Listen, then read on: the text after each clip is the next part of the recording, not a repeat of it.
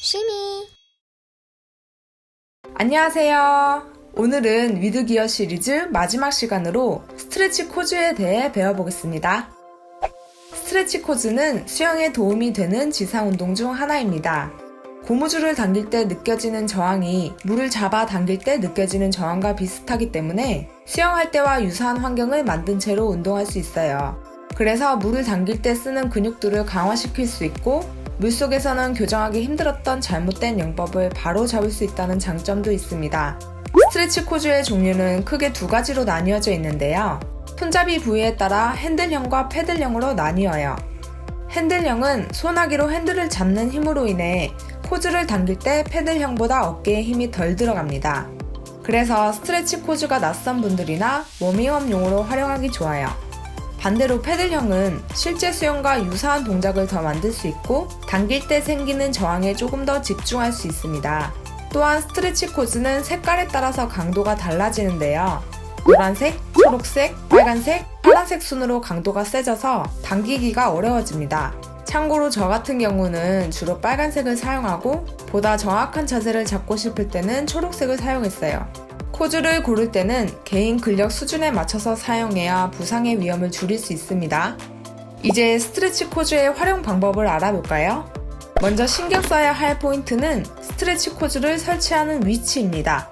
코즈를 어디에 설치하느냐에 따라 운동을 할 때 어깨에 받는 부하가 달라질 수 있어요.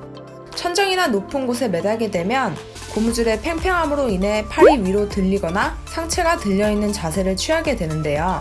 그렇게 되면 어깨의 빗장뼈와 어깨뼈 봉우리 사이가 좁아지면서 마찰이 일어나기 쉽고 어깨에 받는 부하가 더 커질 수 있습니다. 그래서 눈높이에서 허리 사이에 코즈를 매다는 것이 조금 더 어깨 부하를 줄이는 방법이라고 볼 수 있어요. 코즈를 낮게 매달고 자세를 잡을 때는 몸통을 수평에 가깝게 낮추고 팔은 시선보다 위로 올라가지 않은 위치에서 당기는 것이 좋습니다. 다음으로 코즈를 당길 때의 포인트입니다.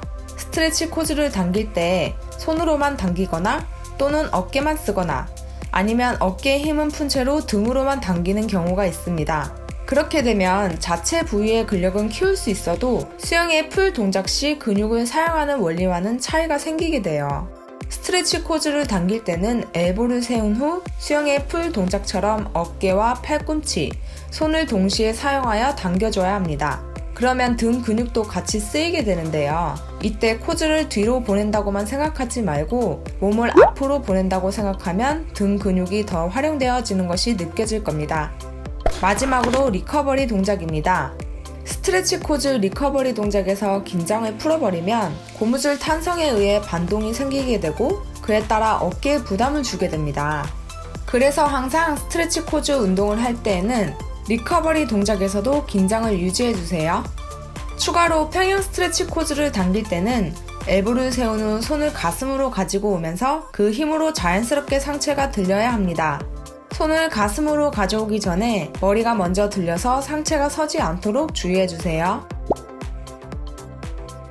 스트레치 코즈 운동은 일반적으로 한 팔씩 또는 양팔씩 정확한 자세로 실제 수영과 똑같이 구현하는 것이 좋습니다. 제가 현역 시절에는 30개씩 10세트 정도 했었는데요. 개인의 능력과 상황에 따라 조절하시면 될 것 같습니다. 또한 이 운동이 어느 정도 숙달되었을 경우에는 단거리 훈련을 위해 빠르게 당기는 방법으로 응용할 수 있어요. 단거리의 경우 최대한 숨을 참고 30초 이내에 연속적으로 풀 동작이 이루어지기 때문에 이 상황을 제한한다고 생각하고 30초 동안 최대한 빠르게 당기는 식으로 훈련을 해주면 좋을 것 같습니다. 이번 시간에는 스트레치 코즈 운동에 대해 알아보았는데요. 이 운동을 단순히 팔과 광배근의 근력을 강화하는 운동으로 생각하는 것보다 실제 수영할 때의 동작과 저항을 생각하면서 운동한다면 보다 좋은 효과를 가져올 수 있을 거예요. 그럼 저는 다음 시간에 더 좋은 영상으로 찾아뵐게요. 안녕!